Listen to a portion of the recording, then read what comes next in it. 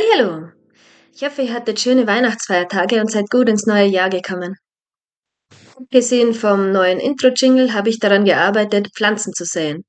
Momentan gibt es nur Tomaten als Beispielpflanze, die gespawnt werden soll, wenn der Aktionsknopf gedrückt wird. Zuerst in der links oberen Ecke, dann habe ich geschaut, wo der Spieler gerade steht und die Pflanze auf dieses Feld gesetzt. Dazu musste ich natürlich eine interne Repräsentation der einzelnen Felder anlegen, die über die Teildaten hinausgeht. Zuerst hatte ich ein Dictionary, das für die Feldkoordinaten speichert, welche Pflanze dort wächst. Dann wurden die gesamten Felderdaten zum Dictionary und ich speichere die Pflanze in den Felddaten. Das Feld in Blickrichtung des Spielers zu finden, habe ich erst mit der Geschwindigkeit gemacht, aber sobald der Spieler stehen bleibt, ist die Geschwindigkeit 0 und ich bekomme das Feld unter dem Spieler.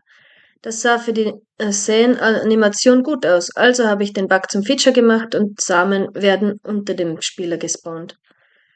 Am Ende habe ich noch eingebaut, dass Pflanzen nur auf Erde gesetzt werden können und dass Untergrund zur Erde umgegraben werden kann.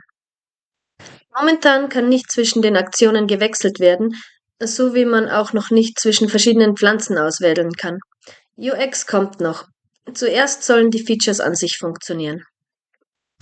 Ansonsten ist das Leben schön. Ich bin über die Plansprache Esperanto gestolpert und finde ihr Konzept sehr cool. Vielleicht nicht als Weltsprache, aber als europäische Sprache. Ich habe die Videountertitel automatisch übersetzt und beim Hin- und Her-Übersetzen bleibt der Sinn erhalten. Mal sehen, ob ich mit fortschreitenden Kenntnissen Fehler entdecke. Momentan sieht es für mich gut aus. Neben Sprachen ist auch Psychologie ein Hobby von mir.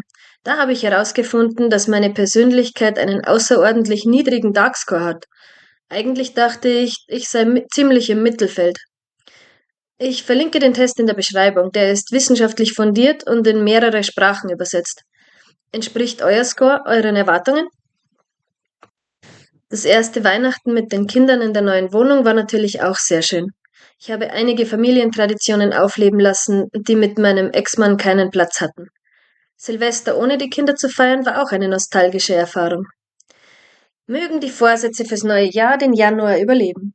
Bis zum nächsten Mal. Danke fürs Reinschauen.